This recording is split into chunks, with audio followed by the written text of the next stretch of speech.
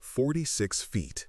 That was the distance separating life from death on the afternoon of June 12, 2021, in Kenya's vast Masai Mara National Reserve. For 27-year-old wildlife photographer Sarah Mitchell, it was a distance she never had the chance to see. Her chest-mounted body cam, a tool she used to document the beauty of her creative process, instead captured the final, chaotic moments of her life. As she focused her camera on a distant herd of zebras, framing a perfect shot against the setting sun, she made a single critical error. She stood up in the open-sided vehicle, elevating herself just 16 inches above the line of safety.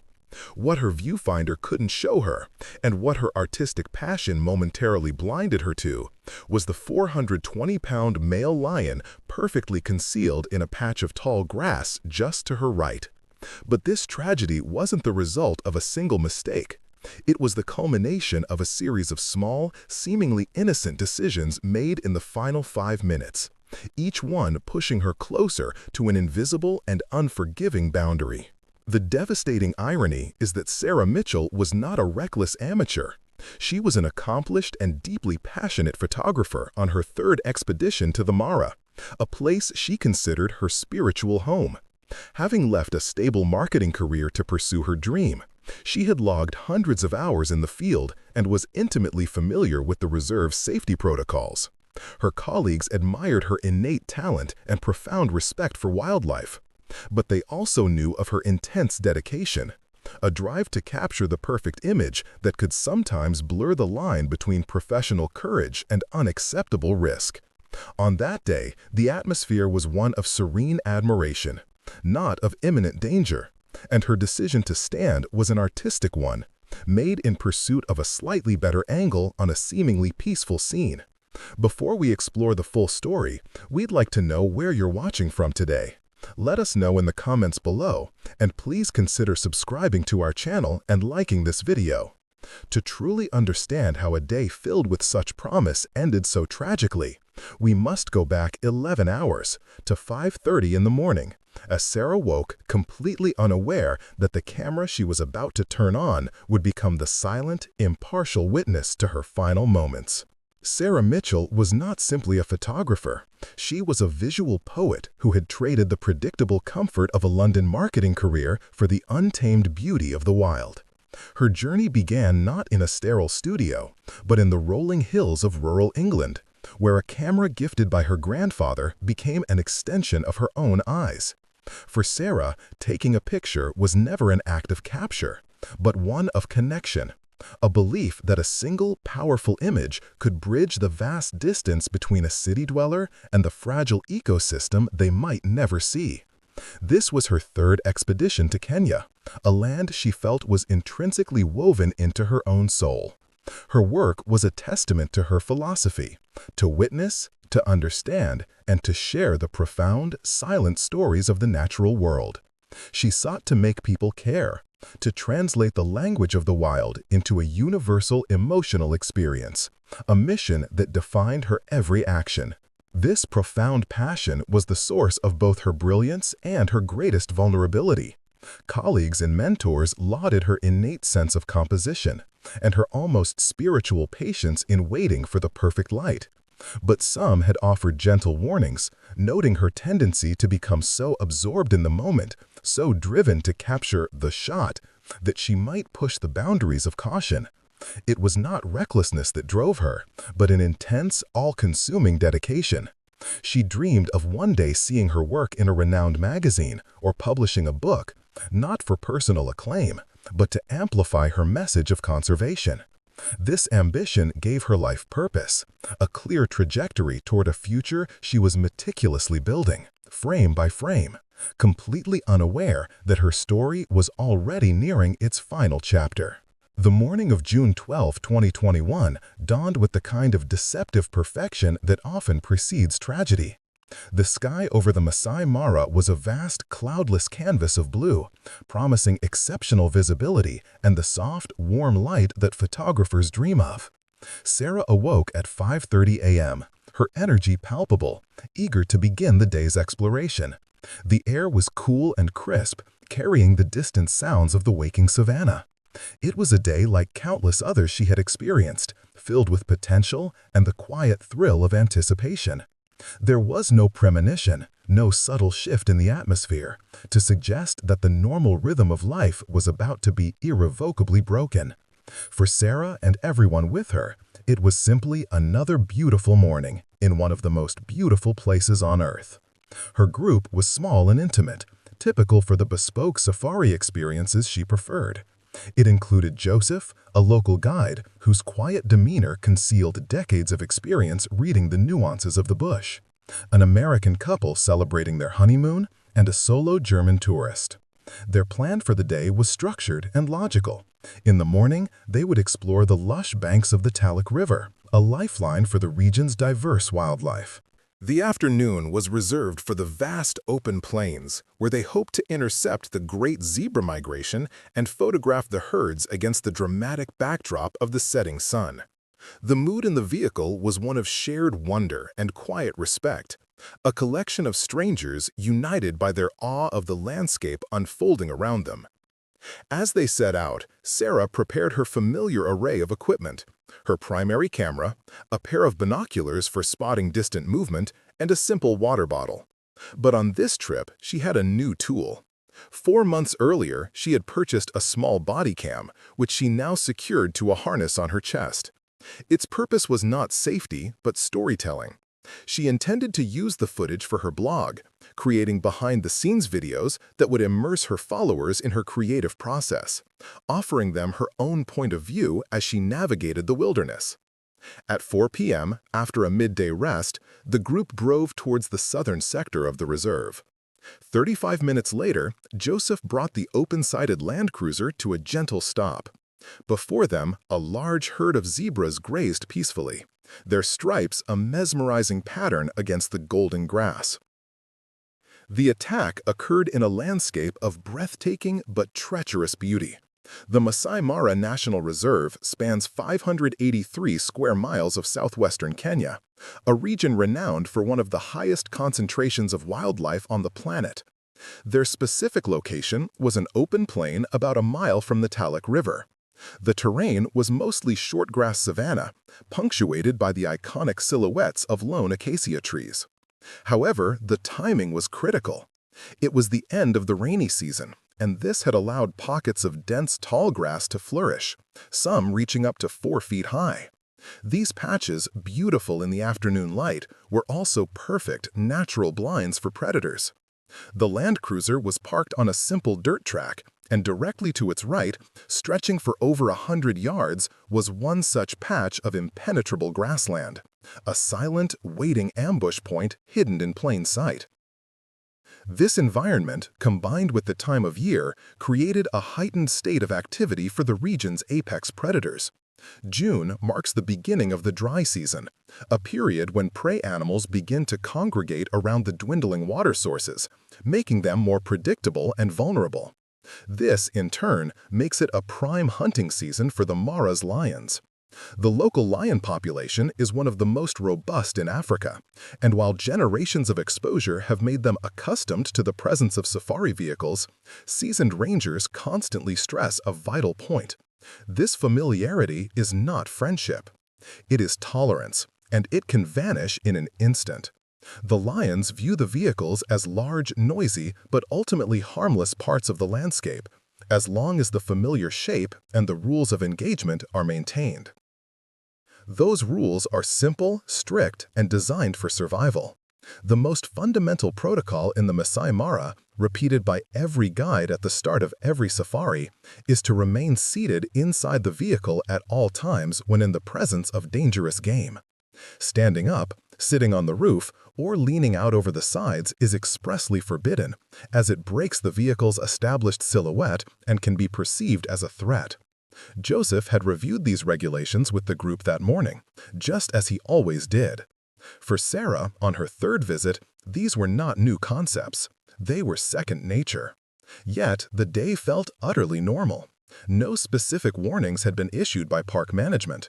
No reports of unusual animal behavior had circulated, contributing to a collective sense of calm and security that inadvertently lowered everyone's guard. The path to disaster was paved with a series of small, understandable choices. At 4:40 p.m., after several minutes of shooting from her seat, Sarah felt a familiar pang of artistic frustration. She had a stunning scene in front of her, the zebras perfectly silhouetted by the descending sun. But a metal support bar on the Land Cruiser's frame was cutting directly through her ideal composition. It was a minor imperfection, but for a photographer of her caliber, it was a significant compromise. At 4:44 p.m., she made her first critical judgment. Instead of asking Joseph to reposition the vehicle, a simple request that might have saved her life, she decided she could solve the problem herself. Her extensive experience, built on hundreds of successful and incident-free encounters, gave her a confidence that bordered on complacency. 4 minutes of internal debate led to her final, fatal decision.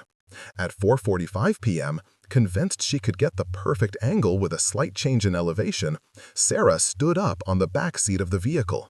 She leaned over the side rail, her torso now rising about 16 inches above the protective boundary of the Land Cruiser. Her entire world narrowed, compressed into the tiny rectangle of her camera's viewfinder, her focus fixed entirely on the zebra herd hundreds of feet away. The most immediate and obvious danger, the dense 4-foot-high grass just to her right, was completely ignored, dismissed by a mind wholly consumed by creative passion. At that exact moment, the guide Joseph momentarily turned his head to scan the opposite side of the plane, his attention diverted for only a handful of seconds. It was all that was needed. At 4:45 p.m., the world was silent except for the gentle breeze and the distant sounds of the savannah. For Sarah Mitchell, that world had shrunk to the frame of her viewfinder, a perfect composition of light and life. She was standing, leaning slightly over the vehicle's edge, her body a mere 16 inches above the line of perceived safety. She was utterly consumed by her art, focused on the zebras grazing peacefully hundreds of feet away. What she could not see, what no one could see, was that just 46 feet to her right, nestled in a dense patch of 4-foot-high grass, a 420-pound male lion lay perfectly still. It was not watching her. Its entire being, every coiled muscle, was focused on the same herd of zebras, waiting for the precise moment to launch its hunt. The two predators, one human and one animal, were locked on the same distant target, entirely unaware of each other's lethal proximity. The lion was an alpha male in its prime, a magnificent 7-year-old animal known to local rangers for its size and dominance over a vast territory.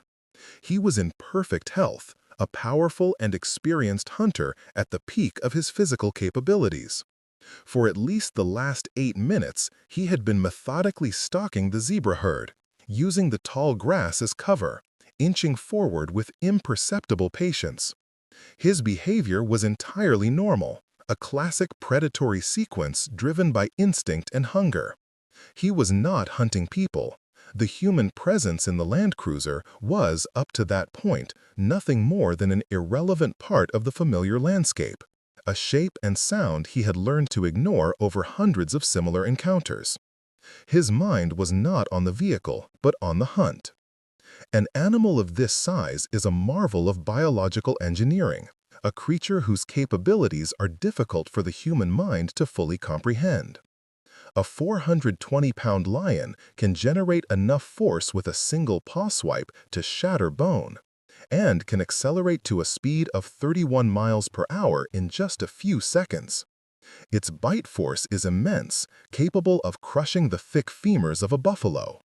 Every aspect of its anatomy, from its powerful hind legs designed for explosive acceleration to its sharp, retractable claws built for gripping, is honed for one purpose: to close distance and neutralize prey with shocking efficiency. The kinetic energy delivered by an animal of this mass moving at that speed is overwhelming, a force of nature that no unarmed human can possibly withstand. The catalyst for the tragedy was not a sound or a scent, but a simple, sudden movement.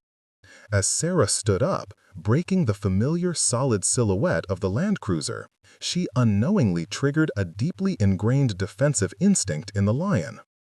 In its state of hyper-focused predatory arousal, her sudden appearance was not perceived as a harmless photographer seeking a better angle. It was interpreted as a direct threat, a rival predator or a sudden danger appearing in its immediate kill zone. The lion's brain, wired for survival and dominance, didn't have time to analyze or reconsider. It reacted with the instantaneous, explosive aggression reserved for a mortal threat, a territorial response that was as swift as it was final. At exactly 4:45 p.m. and 15 seconds, the lion erupted from its cover. The 46-foot distance between it and the vehicle vanished in a mere 2.1 seconds, a blur of tawny muscle and lethal intent. Sarah's body cam, still recording, captured the last image she would ever see. A chaotic, fleeting glimpse of a massive head and powerful shoulders lunging directly toward the lens. There was no time to scream, no time to react, no time to even process the reality of what was happening. One moment she was an artist composing a beautiful image, the next she was the target of an unstoppable force that had materialized from the seemingly empty landscape. The initial impact was not a bite, but a demonstration of raw concussive power. As the lion leaped, its front paw, claws likely extended, struck Sarah's right arm and shoulder with devastating force. The blow was powerful enough to instantly fracture her clavicle, but its primary effect was to violently tear her from her precarious elevated position. She was thrown from the vehicle, landing on the hard-packed dirt ground beside the Land Cruiser. The fall itself was disorienting, but it placed her in the most vulnerable position imaginable.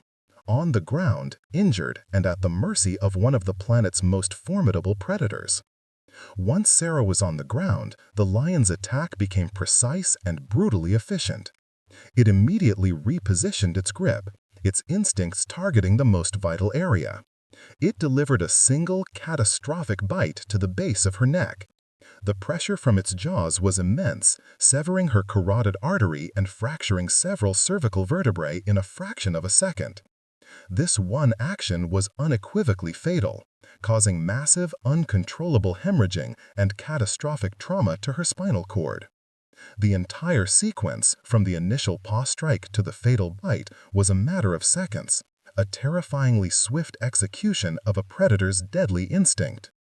Aboard the Land Cruiser, the serene silence of the afternoon was shattered by screams of pure horror.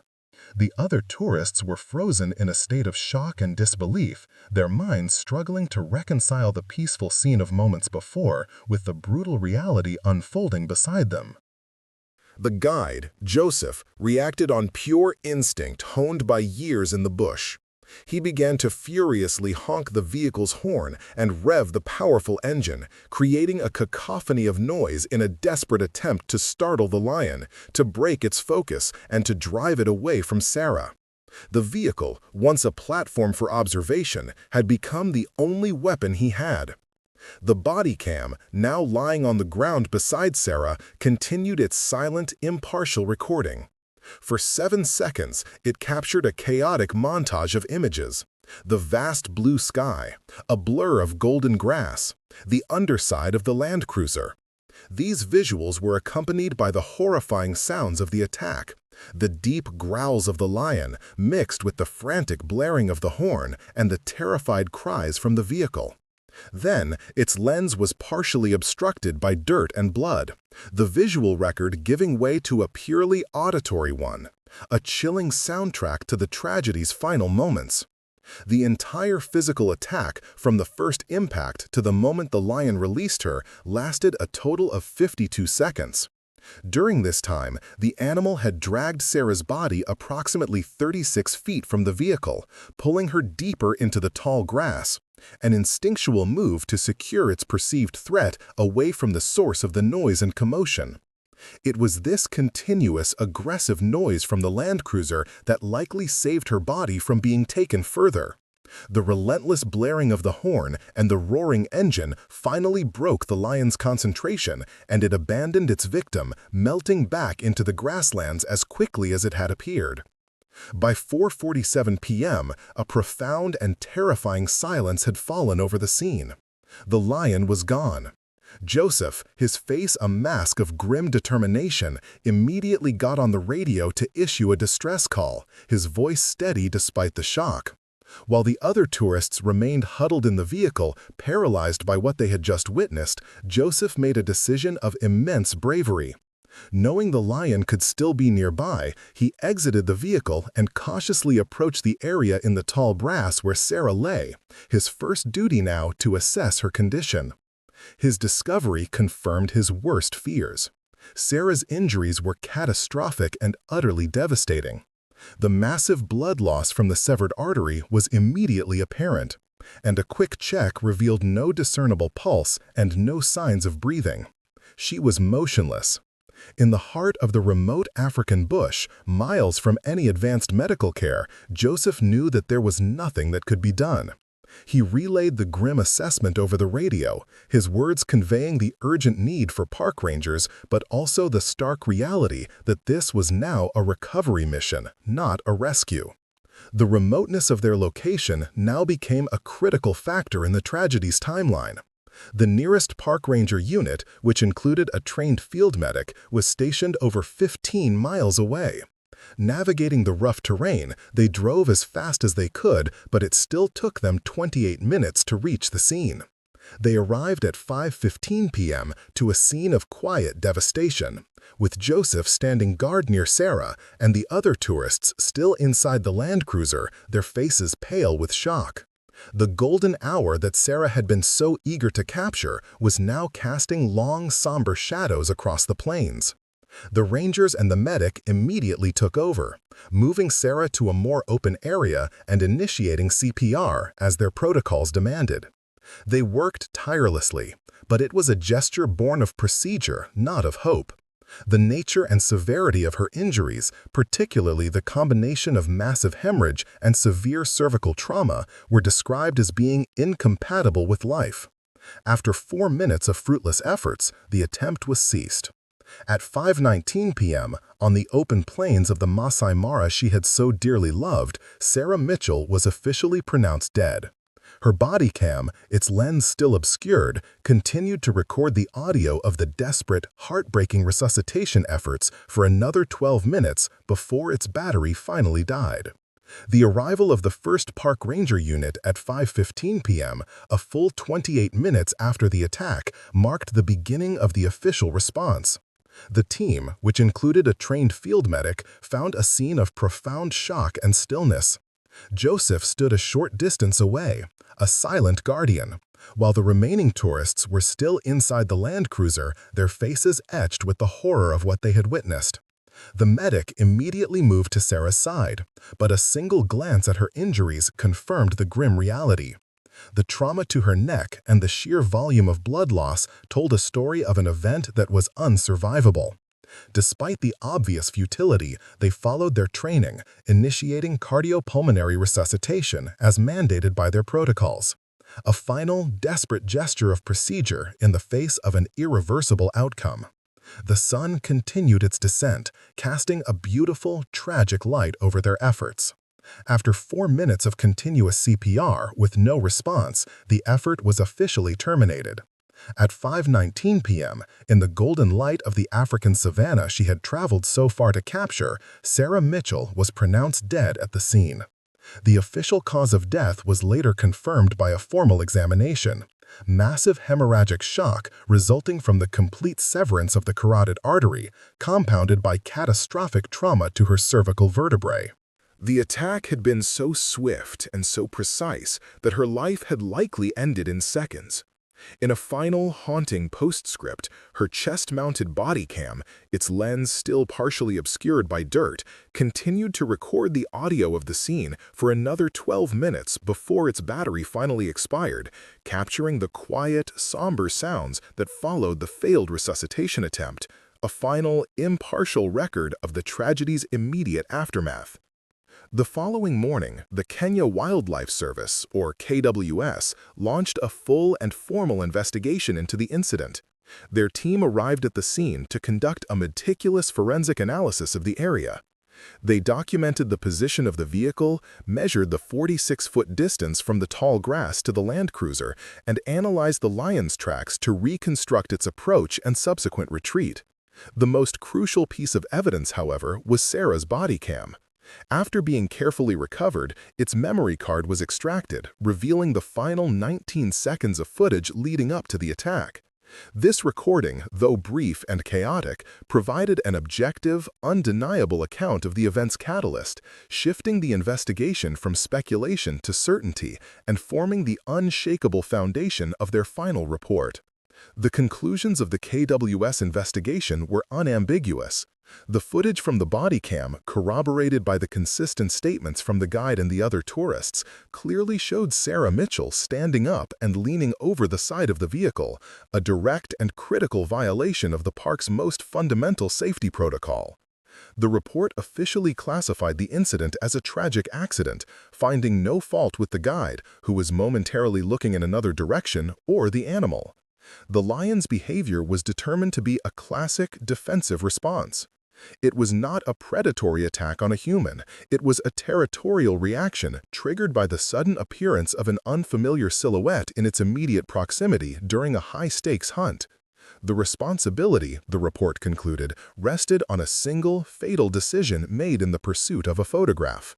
With the cause of the incident clearly established, the KWS then faced the difficult question of what to do about the lion. A team of experienced rangers was dispatched to track the animal, and using descriptions from Joseph and their own intimate knowledge of the local prides, they successfully identified the 7-year-old male. He was located the next day, resting with his pride less than 2 miles from the scene of the attack. After a period of careful observation, the KWS made its final decision. The lion would not be euthanized. This determination was based on the clear conclusion of their investigation that the animal had not displayed aberrant or unnaturally aggressive behavior. It had not stalked the vehicle or targeted humans as prey. It had simply reacted as a wild predator does when provoked in its own territory. The responsibility, the report concluded, rested on a single, fatal decision made in the pursuit of a photograph. With the cause of the incident clearly established, the KWS then faced the difficult question of what to do about the lion. A team of experienced rangers was dispatched to track the animal, and using descriptions from Joseph and their own intimate knowledge of the local prides, they successfully identified the 7-year-old male. He was located the next day, resting with his pride less than 2 miles from the scene of the attack. After a period of careful observation, the KWS made its final decision. The lion would not be euthanized. This determination was based on the clear conclusion of their investigation that the animal had not demonstrated aberrant or unnaturally aggressive behavior. It had not stalked the vehicle or targeted humans as prey. It had simply reacted as a wild predator does when provoked in its own territory. The justification for this decision was rooted in a core principle of modern conservation management. The Masai Mara is a wild space, not a zoo, and visitors who enter it implicitly accept a degree of risk. The KWS policy dictates that an animal is only to be culled if it demonstrates a pattern of behavior that marks it as a specific and ongoing danger to human life, such as becoming a habitual man-eater. Because the investigation proved this was a provoked defensive act, removing the lion would have been an act of punishment, not of public safety. The decision affirmed the philosophy that wild animals should not be penalized for behaving naturally in their own habitat, placing the onus of safety squarely on human adherence to established rules, a painful but necessary clarification of the boundary between our world and theirs.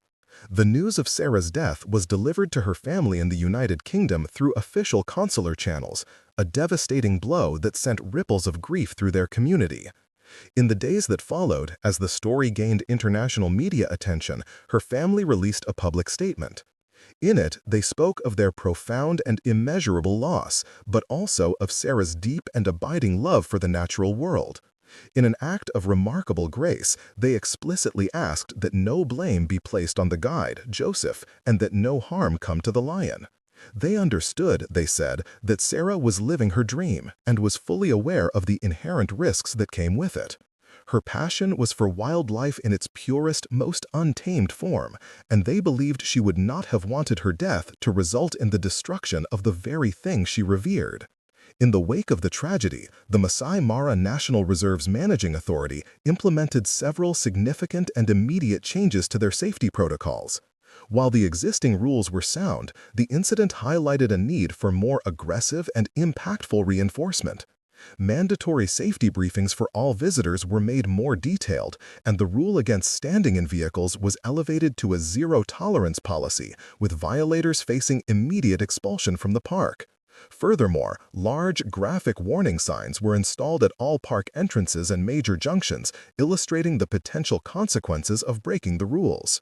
The goal was to transform abstract regulations into a visceral understanding of risk, ensuring that Sarah's death would serve as a powerful, permanent deterrent against complacency.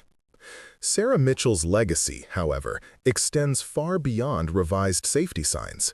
Her family, determined to honor her life's purpose, established the Bright Horizon Fund, a charitable foundation dedicated to promoting safe and ethical wildlife photography through grants and educational workshops. In a move that underscored their commitment to preventing similar tragedies, they authorized the Kenya Wildlife Service to use an edited version of her body cam footage for educational purposes. The brief, harrowing clip, which stops before the moment of impact, is now a mandatory part of the training curriculum for all new safari guides in the region. It has become a stark and unforgettable teaching tool, a real-world illustration of how quickly a situation can escalate, ensuring that Sarah's final moments serve to protect the lives of countless others. The small camera Sarah Mitchell wore on her chest was intended to capture the beauty of her process, to share her unique point of view with the world. In the end, it did exactly that, but in a way she could never have imagined. It recorded a moment of absolute truth, a raw and unfiltered lesson on the unforgiving boundary that separates human ambition from the primal instincts of the wild. Her story is not one of foolishness, but of a passionate spirit whose focus on beauty momentarily eclipsed her awareness of danger. If this story has moved you, please consider leaving a like to honor her memory. Her camera captured the last thing she ever saw, a permanent reminder that in the heart of the wild, respect is not a guideline, it is the only currency of survival.